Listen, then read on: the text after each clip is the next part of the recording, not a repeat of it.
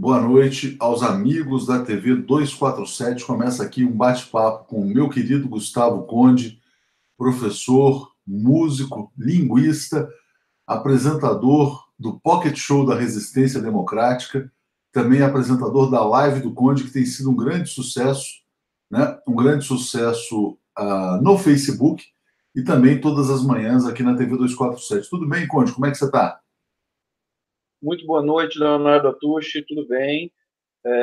Uma saudação muito carinhosa para você, grande satisfação sempre conversar com você e vamos atualizar aí algumas questões do noticiário desse fim de semana, né? Para a gente já iniciar essa semana que vai ser bastante importante para o país, né? Para o país e para a situação do Lula. O nosso ponto central, o nosso tema central hoje é a questão do desespero da Globo nessa nota do Sardenberg, que realmente foi massacrada, né, nas redes sociais. O Sardenberg apanhou muito, mas você pode falar bem sobre o que está por trás dessa nota. Mas antes, Conde, eu preciso fazer um registro aqui muito triste. Acabei de receber a notícia da morte do Murilo Mendes. O Murilo Mendes é um engenheiro, construtor, empresário brasileiro, dono da Mendes Júnior, né? Eu morei 4 anos em Belo Horizonte, morei em Belo Horizonte entre 97 e 2001. E logo depois que eu cheguei a Belo Horizonte, eu conheci o Murilo. Eu era editor de economia do jornal Estado de Minas, né? Fiquei muito amigo dele, mas muito amigo. Escrevi um livro com ele que está aqui, ó, chama Quebra de Contrato, o Pesadelo dos Brasileiros. O Murilo Mendes foi o responsável, ele foi o líder do consórcio de Itaipu, né? A maior obra de engenharia da história do Brasil, né? Ele esteve à frente dela. Ele foi um empresário muito competente, muito visionário. Enfim, foi quem atualizou a engenharia brasileira, né? Trazendo especialistas de fora. Foi o grande construtor das barragens, né? Dessas usinas todas hidrelétricas da CEMIG, muitas delas. Morreu hoje aos 92 anos, né? E eu soube que já foi, inclusive, enterrado numa cerimônia discreta da família. E, assim, olha, eu não falar... A última vez que eu falei com o Murilo deve ter um ano, mais ou menos, quando eu fui a Belo Horizonte pela última vez. Ele já estava, né, enfim, idade muito avançada, mas bastante lúcido, né? E não sei como é que ele estava vendo esse processo todo de destruição da engenharia no Brasil, né? Porque realmente a Mendes Júnior foi muito atingida por essa questão Lava Jato, assim como foram outras construtoras, Andrade, Camargo, Odebrecht, mas o Murilo realmente para mim era um cara muito especial, porque era muito inteligente, um cara realmente assim muito à frente do seu tempo e gente boa, né? Gente boa. Então, assim, eu tenho certeza que todas as pessoas que o conheceram em Belo Horizonte, né? Ele era uma referência, era uma referência empresarial na cidade. Enfim, então queria registrar aqui, e o pessoal dizendo aqui, o Rafael Coelho, a engenharia nacional sendo destruída, né? Eu vi até na nota do Lauro Jardim, né, dizendo que, eu vou contar um pouco de uma história aqui, quando as pessoas dizendo, a empreiteira entrou em dificuldades depois de uma fracassada incursão no Iraque, né? Foi uma incursão muito bem sucedida. Sabe como é que foi a história da Mendes Júnior no Iraque? Foi o seguinte, anos 70, choque do petróleo, né? O que acontecia no choque do petróleo? O Brasil deu calote da dívida externa e não tinha acesso. O Brasil era grande importador de petróleo naquela época. O Brasil não tinha acesso a financiamento para importar petróleo de vários países e o Iraque se dispôs a fornecer petróleo para o Brasil. Como é que o Brasil pagava pelo petróleo? De uma maneira muito engenhosa. O Brasil exportava carros da Volkswagen, pagava exportando os Passats, né? Tinham muitos Passats no Iraque, e também pagava fazendo obras de engenharia. Então, as grandes obras de engenharia no Iraque foram feitas pela Mendes Júnior. Muitos brasileiros foram para lá, inclusive a escola, o Colégio Pitágoras, que depois virou essa Croton, que é a maior rede de ensino do Brasil. Eles cresceram muito no Iraque, porque eles foram lá fazer escolas, criaram sistemas para os brasileiros que moravam no Iraque. Não sei se você conhece um ator. Aliás, você falou que o próximo Pocket Show vai ser o Cazuza, né? Você está sem som, Conde. Você está sem som. Não, sim, eu falei, eu tirei o som aqui para não atrapalhar. Então, Só para lembrar, tem uma curiosidade, tem aquele filme do Cazuza que o ator é o Daniel Oliveira. Você conhece o Daniel Oliveira da Globo? Conheço, sim. Daniel nasceu no Iraque, porque ele é de Minas. Ele é filho de um engenheiro da Mendes Júnior. Então, tem muitas histórias. Então, a gente contou, enfim, conheci de perto, queria realmente registrar a homenagem, porque as pessoas falam assim, empreiteiro, tal, não sei o quê. Esse cara era gente boa, muito inteligente e grande empresário.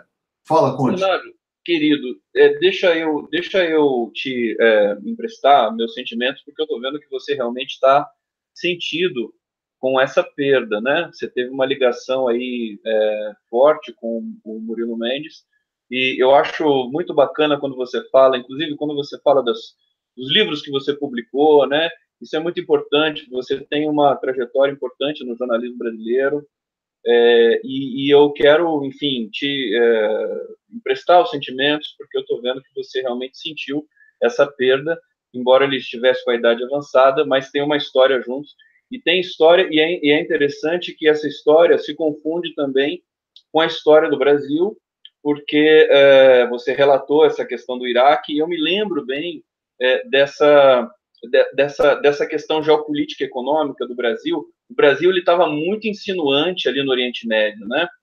Por isso que ele incomodava bastante, enfim, a cena internacional, os americanos, sobretudo, que tinham muitos interesses ali. O Brasil chegava com muita força ali no Iraque, no Irã, né? E tinha bastante liderança sobretudo pelas questões econômicas, né? Exportação de carne. Eu sei que tinha vários outros elementos também que faziam o comércio entre o Brasil e alguns países do Oriente Médio ser intenso e ser importante. Você está mostrando outro livro aí? Qual que é esse? Então, esse livro foi o primeiro livro que eu publiquei, era interessante. Esse livro se chama Saddam, o Amigo do Brasil, a história secreta da conexão Bagdá.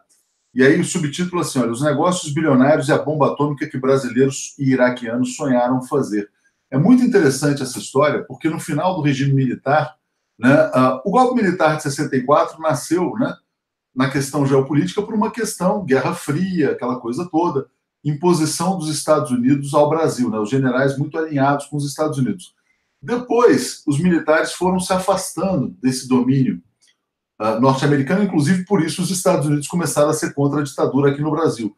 Né? Você teve o famoso acordo Brasil-Alemanha, né, com o Geisel e tal, e a relação com o Iraque se tornou muito intensa. Tinha um brigadeiro, que eu acho que até da sua terra aí, dessa região de São José dos Campos, chamado Hugo Piva, pelo menos ele era do ITA, né, que foi para o Iraque, morou muitos anos no Iraque e estava ajudando o Iraque a desenvolver a bomba atômica.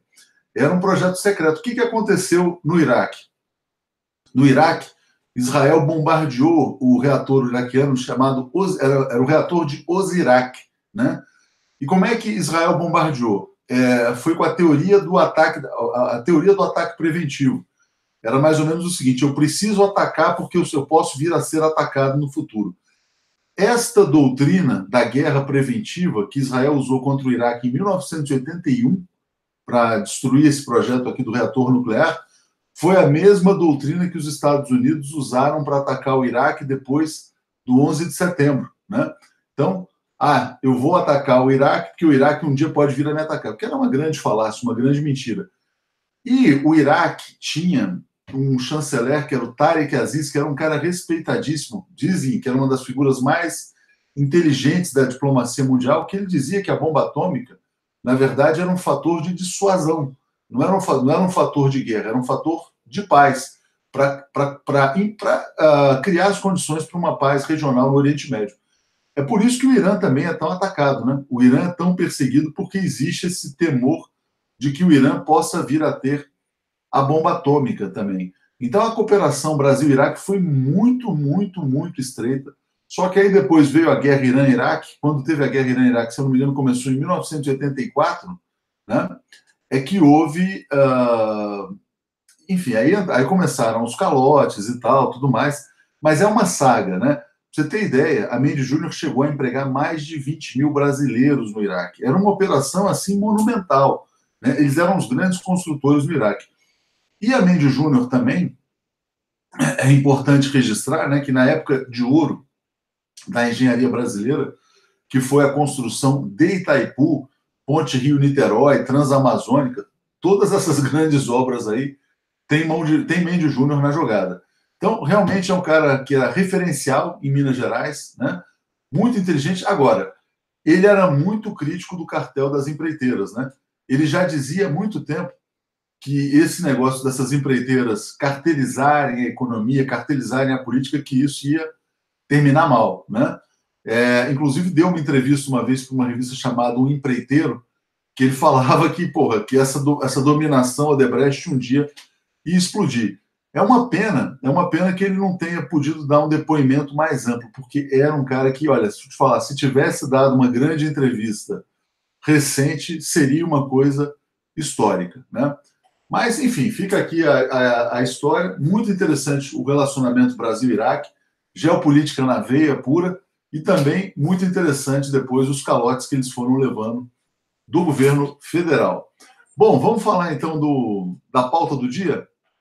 Vamos, Léo. Inclusive, dá até para encaixar nisso tudo que você está dizendo, desse passado, dessa relação do Brasil com o Iraque, com os países do Oriente Médio, porque justamente essa determinação da ONU, eu acho que ela revela também um prestígio do Brasil no passado, né? Isso tem a ver também com um certo protagonismo do Brasil. Claro que a ONU não tem, ela faz determinações, né, sobre qualquer país do mundo, sem diferença nenhuma de protagonismo econômico ou qualquer coisa do tipo. Mas acontece que a repercussão, né, de uma determinação com relação ao Brasil, ela é muito maior, porque o Brasil é um dos maiores países do mundo. A verdade é essa. Mais importantes também, de todas as maneiras, geopoliticamente falando também. Então, eu acho que a gente está num momento de começar. Acho que o impacto dela é muito grande. Eu vou deixar você introduzir aí os nossos temas para a gente começar a falar sobre isso. Então, eu já vou começar lendo o comentário aqui do Messias Macedo, dizendo que o PIG, que é o partido da imprensa golpista, transformou a decisão da ONU no maior ghost news da história do pseudo-jornalismo mundial. Não é nem fake news, né? É ghost news, né? Eles estão querendo esconder, transformar numa notícia fantasma. Eles não publicam e acham que ninguém vai ficar sabendo. A primeira questão que eu queria te passar, Conde, é essa estupidez dessa imprensa brasileira que acha que consegue tapar o sol com a peneira, né? Porque é literalmente tentar tapar o sol com a peneira. Eles têm uma peneira toda vazada e o sol é muito forte, né, na sua luminosidade. Então eu vou pegar aqui, ó, eu tenho falado isso, ó, notícia do 247. ONU pronuncia-se oficialmente. Lula tem o direito de ser candidato. Esta notícia tem 148 mil compartilhamentos, né? Talvez seja um recorde histórico aqui no 247. Não adianta, eles não conseguem esconder. A verdade está aí, nua e crua. Leonardo Atush, vamos começar esse debate sobre isso. Em primeiro lugar, eu acho, a minha leitura sobre esse evento da determinação da ONU com relação a todos. Em primeiro lugar, é o seguinte, parabenizar o 247 também, né? Que fez uma cobertura, inclusive hoje, muito intensa a respeito dos desdobramentos dessa questão da Ghost, da notícia fantasma que os veículos de comunicação hegemônicos brasileiros fazem questão de esconder. E ao mesmo tempo, quer dizer, foi uma cobertura muito completa, com muito conteúdo, muitas entrevistas. Quer dizer, sensacional a cobertura do 247. Parabéns, porque você é o cara que conduz todo esse processo. E aí, o que acontece? Eu acho que o momento, né? Eu acho que assim é um grande gol de placa, mais uma vez, da estratégia do Lula de não se curvar aos desejos, né, dos golpistas e da imprensa de maneira geral, do Poder Judiciário, porque todos eles querem que o Lula desista. E ele não desiste. E a defesa do Lula também é uma defesa histórica, né? A equipe de advogados do Lula é uma coisa assim sensacional.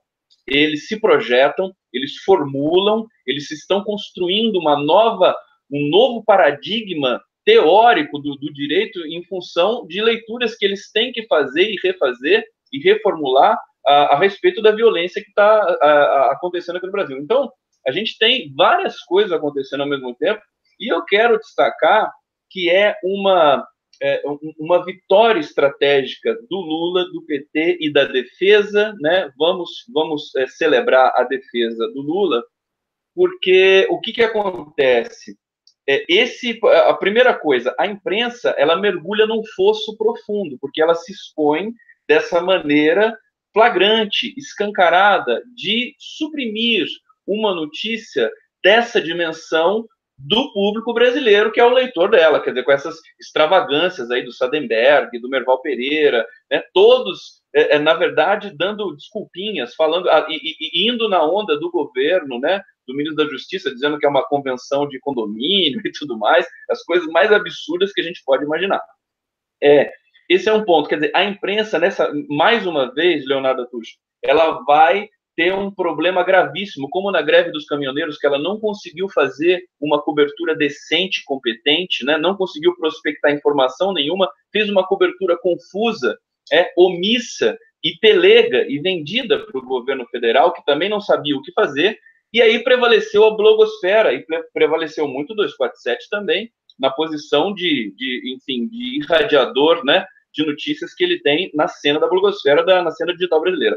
Eu acho que é mais um aprofundamento desse processo, né? As pessoas que querem notícias, as pessoas que querem se informar, as pessoas que querem estar conectadas com as notícias internacionais, com as grandes agências, a BBC, a Reuters, enfim, a CNN, o New York Times, quer dizer, todas as agências internacionais, né?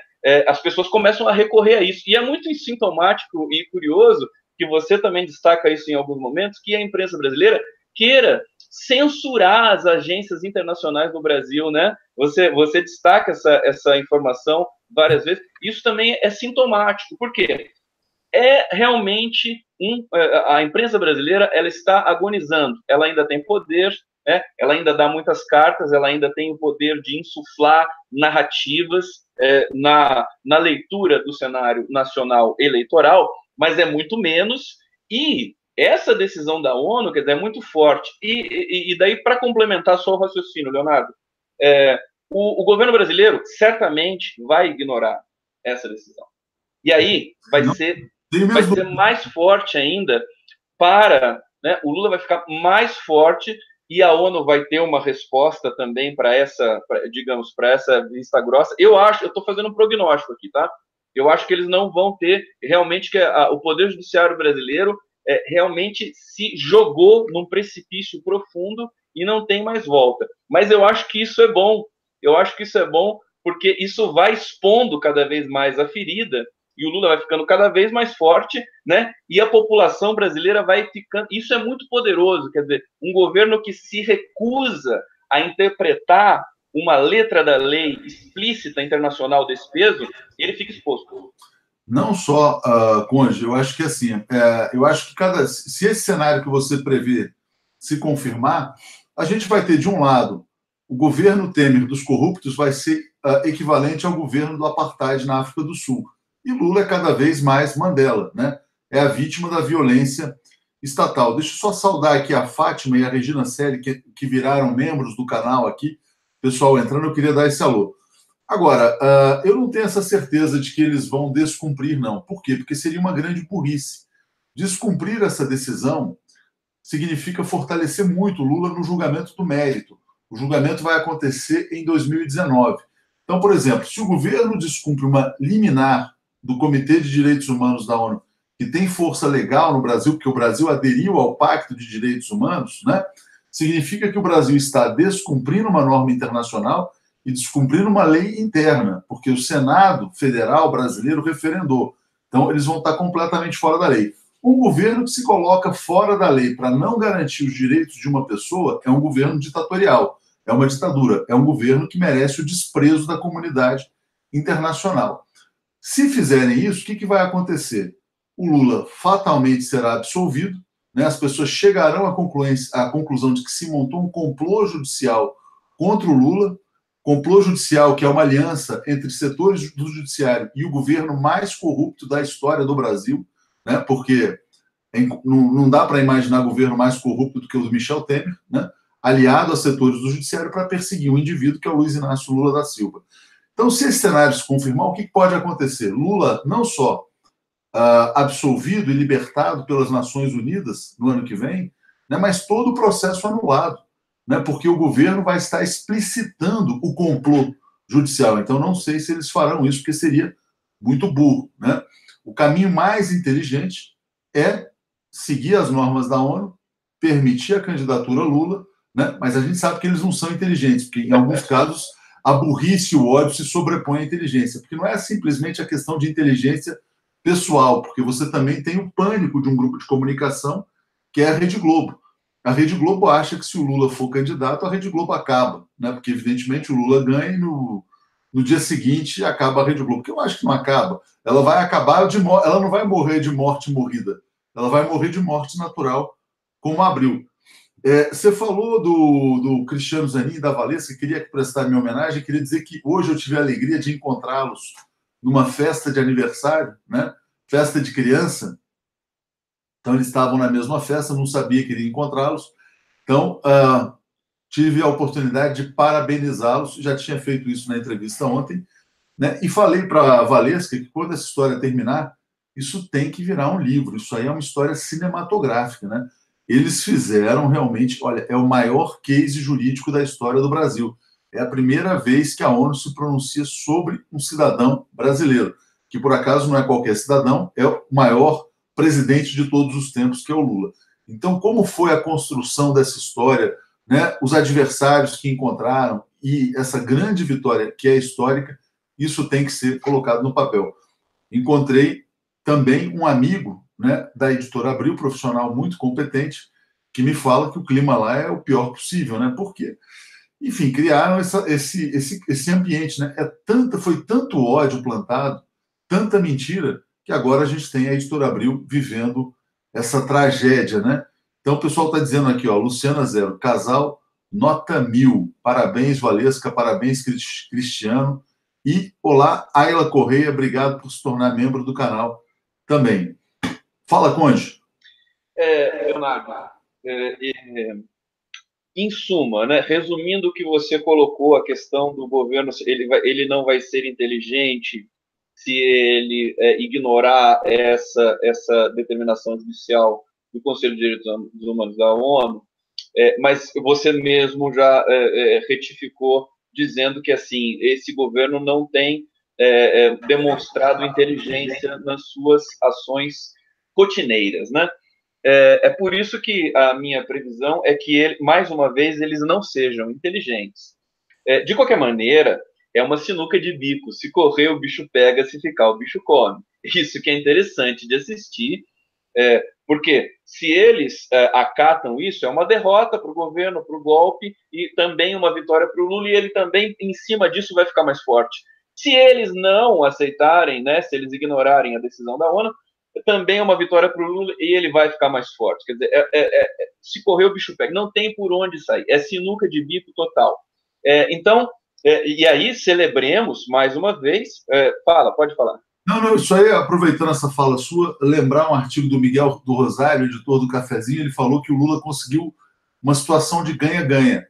Ele ganha ganhando e ele ganha perdendo. De qualquer maneira, ele ganhou. Ele é o grande vitorioso. Por quê? Se o Brasil acata, Lula é presidente consagrado com 80% dos votos, talvez, né? Porque vai ser uma avalanche. Né? Se o Brasil não acata, o Brasil se coloca na condição de criminoso internacional, né? E um criminoso internacional, por que está cometendo o crime? Porque tem medo do Lula, né? Então o Lula é o grande vitorioso da mesma maneira. Obrigado, Rudolf. Manda ver, Conde. E aí, Leonardo, eu vou lembrar um raciocínio que você trouxe durante o Pocket, né, do Alceu Valença na sexta-feira. Eu me lembrei bem do que você falou, porque tudo aponta, tudo afunila, tudo encaminha para que o Lula seja consagrado internacionalmente depois dessa determinação da ONU. Quer dizer, essa é a senha internacional, mundial, para o começo do deslinde, né, da solução desse impasse que tomou conta do Brasil e levou para a prisão política o nosso maior presidente da história. Então, o que vai acontecer? Quer dizer, vai vir o Nobel da Paz, né? Isso está muito evidente agora, né? Vai ser uma questão assim, vai ter todo um tom dramático e épico nessa consagração e, né, quer dizer, o golpe ele se afundou de uma maneira brutal nessa última semana com essa resolução da ONU. Eles estão assustados. A Raquel Dodge, né? Enfim, nem entrevista ela consegue dar, né? O pessoal do Ministério da Justiça, o próprio STF, quer dizer, eles estão acuados. O Roberto Barroso agora está com a batata fervendo na mão. Deixa eu só finalizar esse raciocínio. Por favor. E tem uma questão também que é a imprensa. A imprensa ela está muito assustada com essa situação, porque ela não consegue, porque assim, acha o seguinte: o Brasil é meu, eu faço o que eu quiser do Brasil, mas não é assim. O Brasil ele é signatário de questões internacionais, é um país que está, enfim, no planeta Terra, ele tem que ter algum tipo de conduta civilizatória para participar, enfim, das nações, de todas as nações desse mundo. Então, tem uma questão, a gente vai acelerar um processo de derretimento mais um pouco da credibilidade da imprensa hegemônica, e isso está sendo interessante de assistir. Leonardo. Está sendo o araquiri da imprensa, né? Realmente da imprensa. O araquiri, suicídio. Eles estão fazendo araquiri em praça pública. Bom, obrigado ao professor Alzerino, muita gente aqui comentando, muitos se tornando membros aqui. Obrigado ao Fernandes da Silva Filho. Obrigado também aqui, isso, ao Alzerino e o Fernandes, que chegaram aqui como membros mais recentes, além do Rudolf, né? Ô Conde, você comentando essa questão da imprensa, né? Bom, e você falou do Supremo também. Sobre o Supremo, eu queria dar uma informação e fazer um alerta aos ministros do Supremo. Olha, nas últimas 48 horas, queria dizer a todos eles que já foi feita assim, uma varredura total, né, em todos os pronunciamentos que eles deram, né, sobre como é importante. Olha, tem fala do Celso de Mello, do decano, tem fala do Fux, tem fala da própria Raquel Dodge. Todos eles dizem, olha, não, no momento em que você adere a um pacto internacional, isso passa a ter valor supralegal. Isso foi dito pelo decano, pelo Celso de Mello, foi dito pelo Fux, foi dito pelo Marco Aurélio, todos eles. Então, eles não têm saída.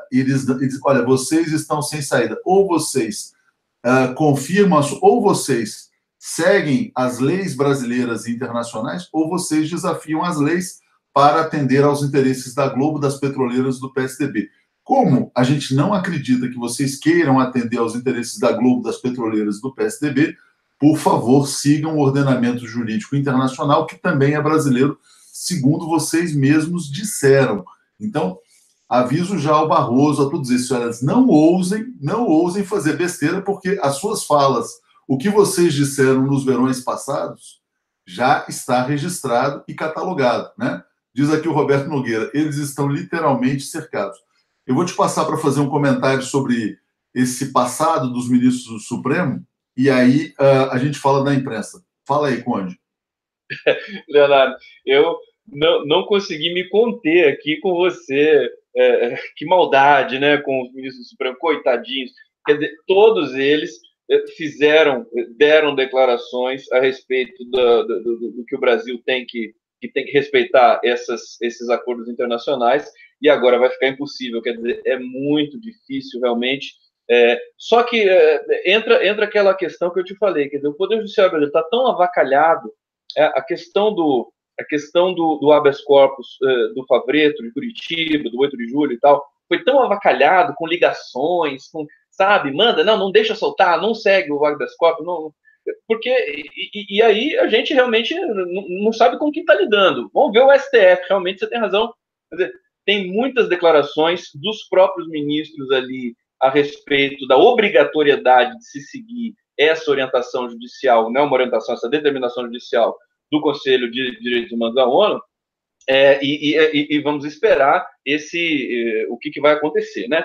De qualquer maneira, é muito interessante a gente reconhecer a estratégia do Lula, que ele não desistiu em nenhum momento, a gente tem que reforçar isso, né? Quer dizer, como ele estava certo, como ele tem intuição, né? Lembra que alguns tempos atrás, Leonardo, a gente dizia assim, bom, é hora de confiar no Lula várias vezes, né? Em algum momento, assim, que a coisa ela se torna muito colapsada, né, na cena política, e aí o Lula vai lá e dá um freio de arrumação, digamos assim, com uma decisão, um acordo com o PSB, um acordo com o PCdoB, enfim, através da Gleisi, do Haddad, de toda a equipe, de toda a cúpula do PT.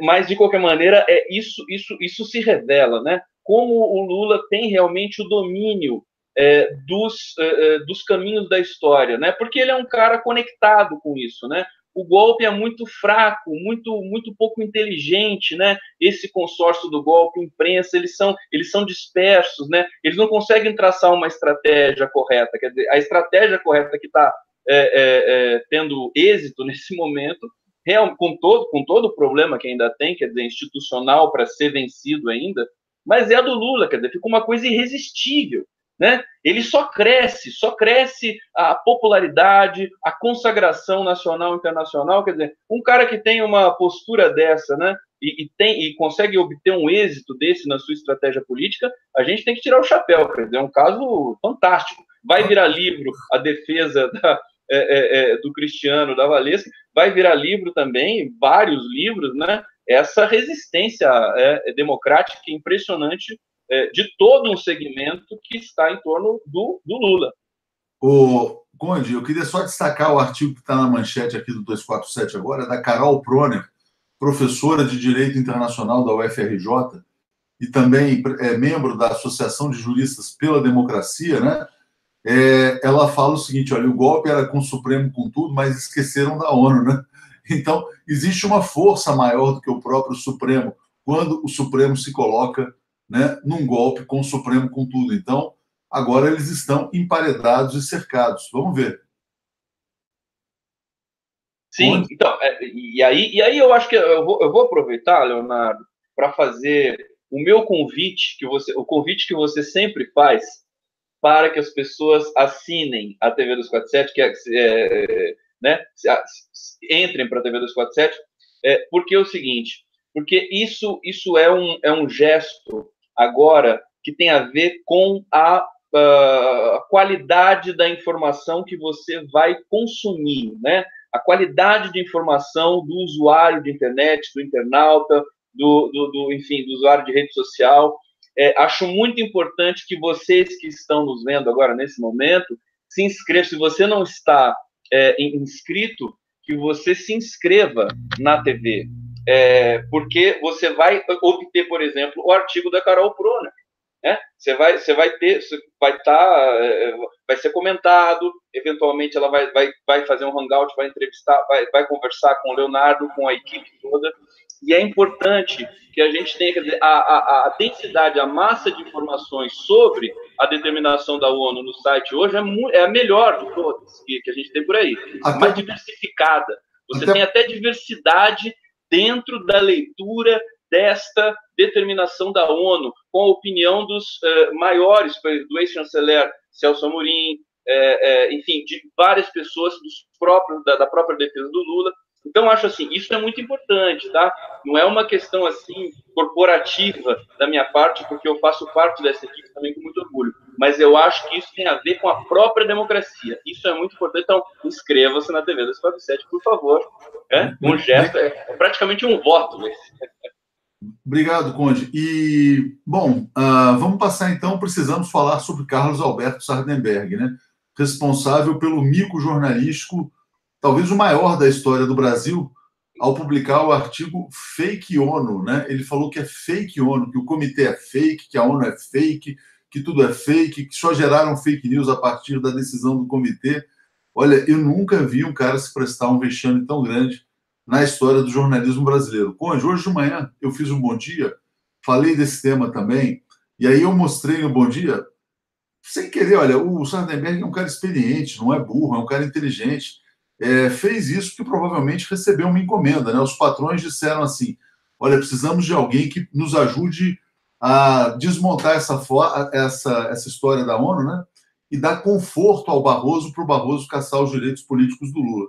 Agora, o Sardenberg ele foi trucidado nas redes sociais. No Bom Dia eu mostrei a matéria do Le Monde, a matéria do New York Times, a matéria da Reuters, e ainda tinha do Guardian, que eu esqueci de mostrar. Como é que um cara se presta a isso, Conde? Pelo amor de Deus. Como você colocou, ele é experiente, né? Não é um jornalista que começou ontem.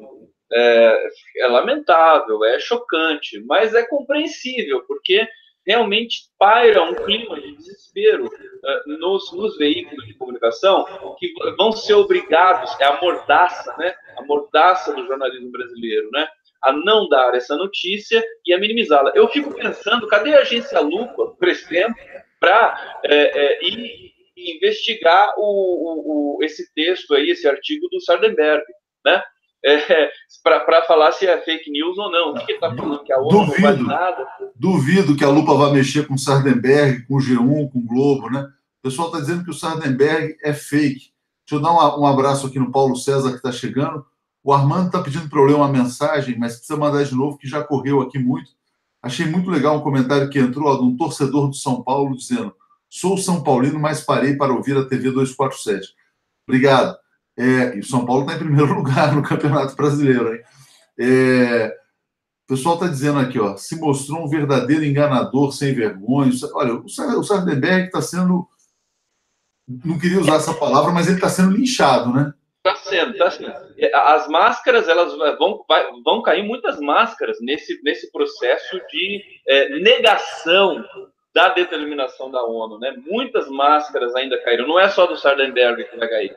Provavelmente Miriam Leitão já tá na fila também para escrever um artigo minimizando a ONU. Merval, provavelmente, Merval, né? Camarote. A Globo News. Enfim, a gente está encaminhando realmente para mais um vexame, né, generalizado da imprensa tradicional brasileira. Eles, da imprensa hegemônica, né? Eles tentam, com outras matérias, até o debate que não tem repercussão, porque não tem o Lula, o debate televisivo, eles tentam turbinar, digamos assim, a importância do debate e não tem importância nenhuma. Quer dizer, são matérias que são fracas. E aí a internet entra, só para concluir, ela entra com esse peso em tempo real das pessoas que estão conectadas, que compartilham e vira trending topics. Então, assim, o Sardenberg realmente, quer dizer, isso é muito interessante, né? O jornalista da imprensa tradicional fala uma besteira, imediatamente ele é desconstruído. Exatamente. Só lembrar o caso do William Vac, tal, de tantos outros. Você falou, Conde, esse caso você falou uma outra coisa que eu ia comentar, mas me fugiu aqui. Estou tentando lembrar, porque agora fugiu. Estava relacionado com essa questão do Sardenberg também. Mas, enfim, vai voltar. Enquanto isso, eu aqui agradeço o Ernesto, que está chegando aqui como membro, e o Alércio Delgado também. Bom, sobre essa questão da Globo, né? Por que tanto desespero? Aí é que a gente tem que colocar. Qual que é o medo que a Globo sente em relação à volta do Lula? Por quê? O Lula fala em democratização dos meios de comunicação. O Haddad, nas entrevistas que concede, vai dar uma entrevista agora à meia-noite, se eu não me engano, na Band, no Canal Livre. Ele diz que, bom, dessa vez não dá para ignorar a necessidade de democratização dos meios de comunicação no Brasil.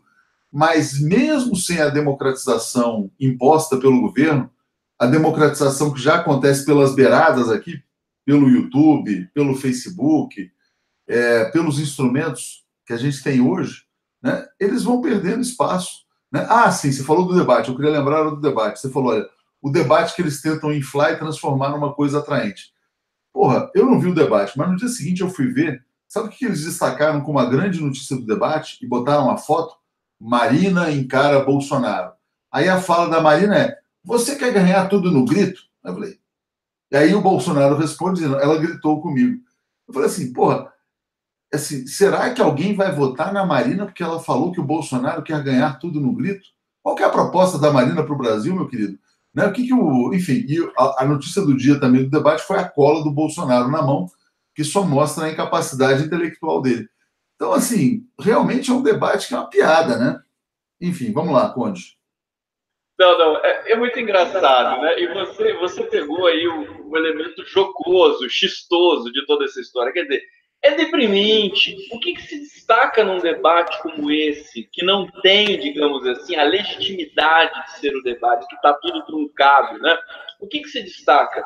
É a Ursal do Cabo da Ciolo, no primeiro debate, e agora esse embate de Marina Silva com Bolsonaro, que realmente, qual a importância disso? Quer dizer, são coisas completamente superficiais.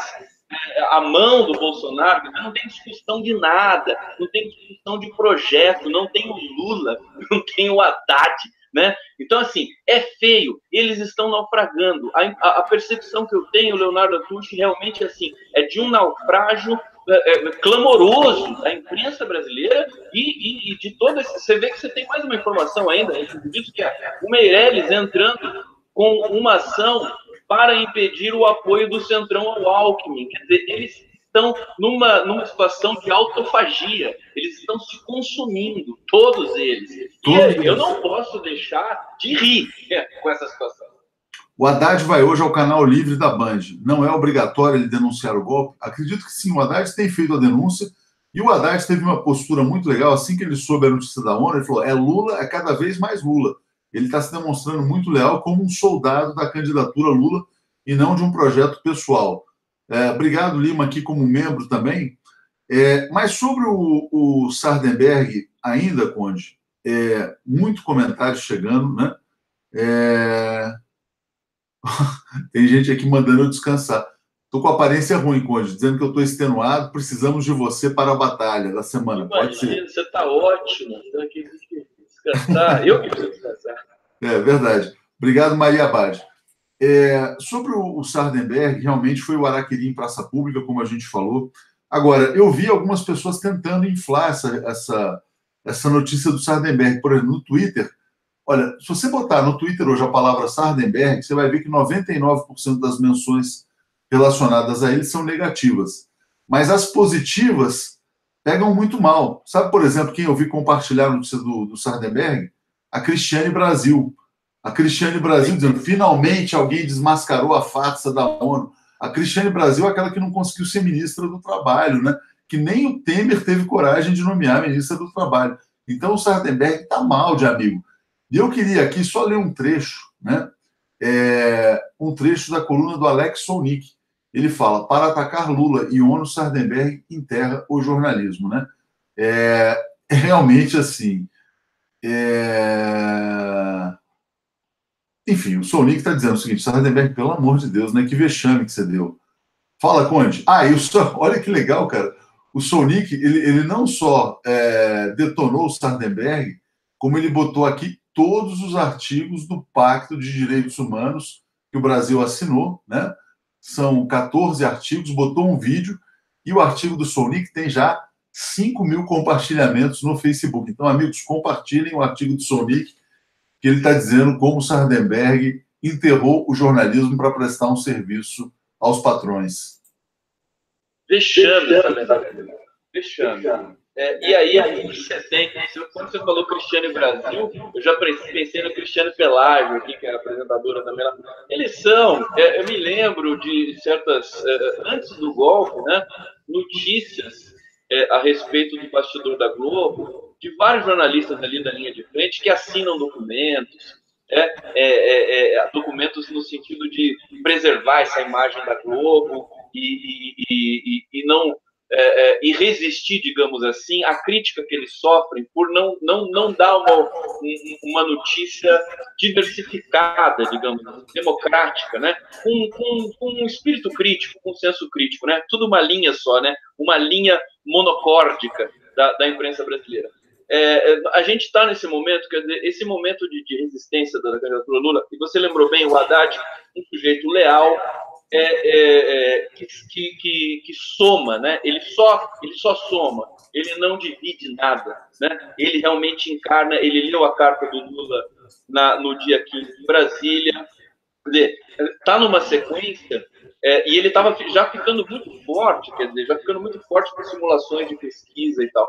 Então, eu acho que o Haddad, ele também com essa calma, que ele tem um ethos diferente para se colocar, né?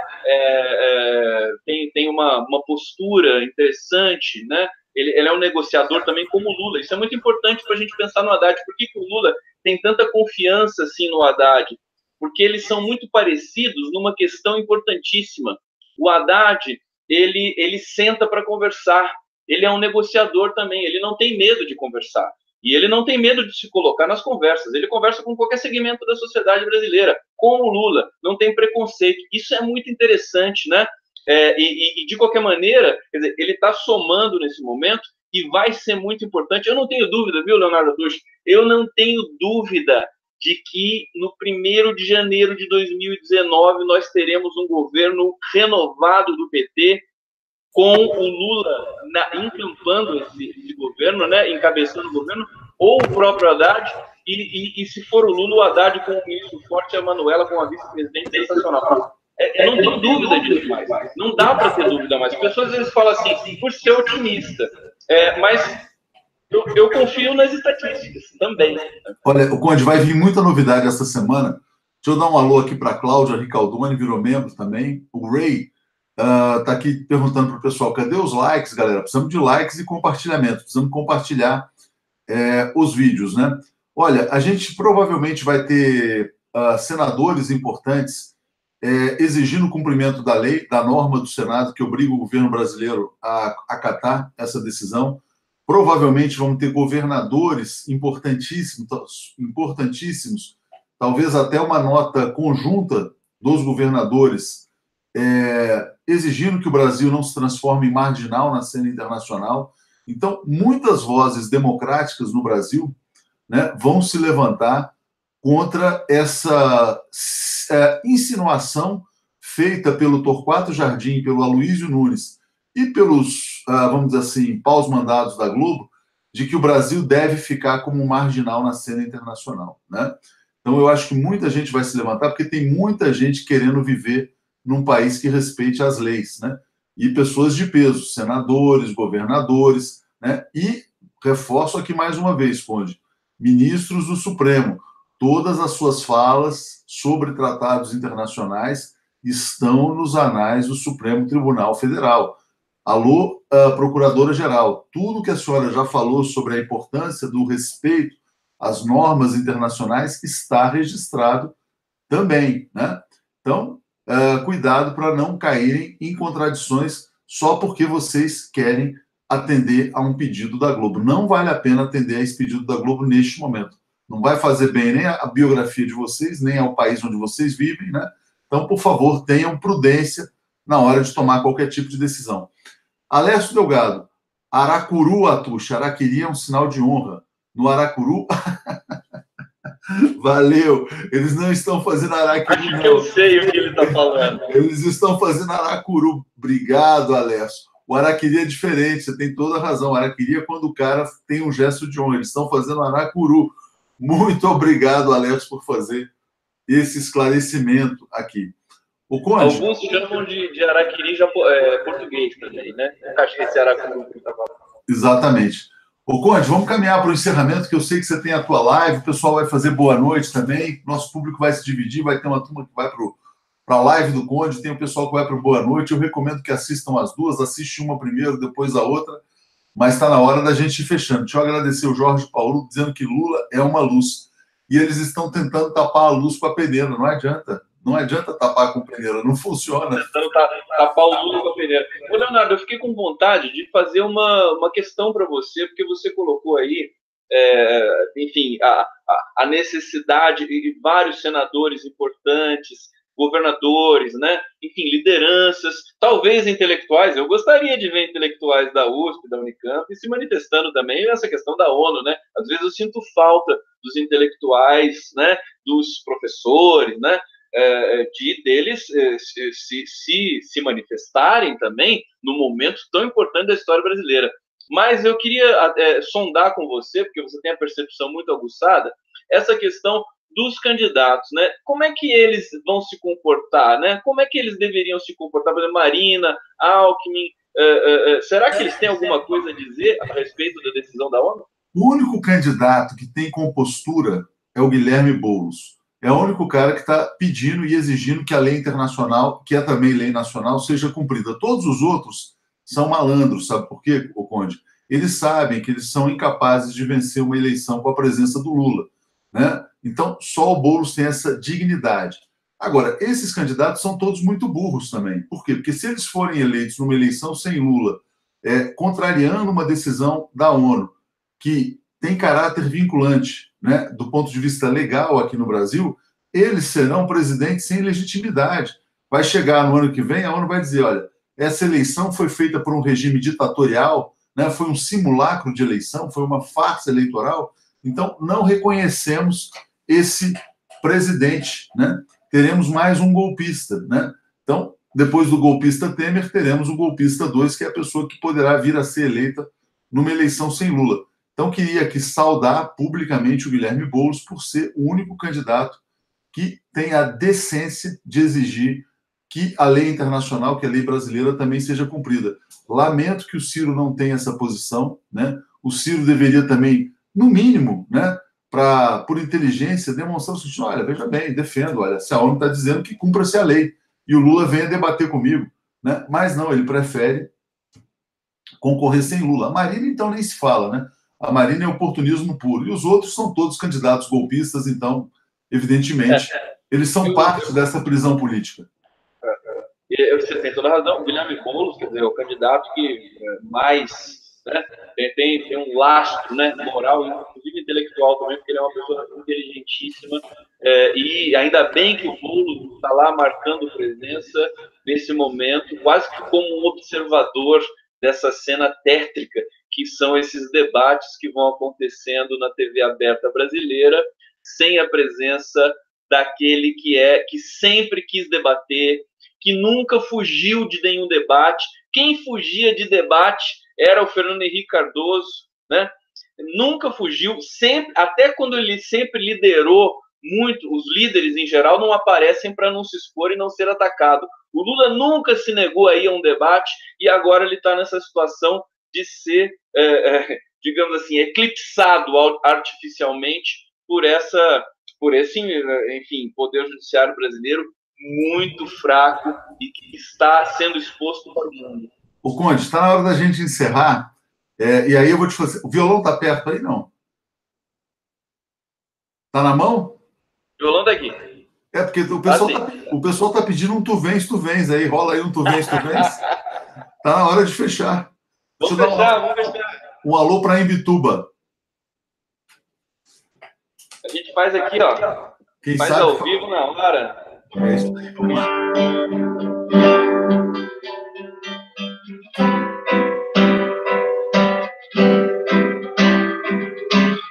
Dá pra uma leve das paixões que vem de dentro. Tu vem chegando pra brincar no meu quintal. O teu cavalo peito no cabelo ao vento.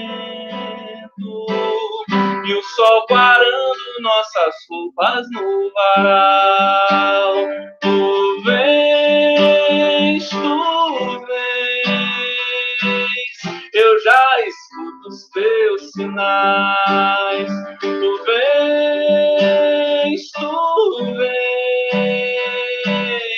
eu já escuto os teus sinais. Obrigado, Conde. Obrigado. Depois tem live do Conde, tem Boa Noite com Gisele, Paulo e Alex. O pessoal vai se divertir hoje à noite aí. Tem muito papo pela frente ainda. Um abraço para você, querido Leonardo Atucha, a todos os nossos queridos internautas que acompanharam o nosso Hangouts. E vamos, que a gente está vencendo essa batalha. Valeu, Conde. Obrigadão, cara. Valeu. Um abraço.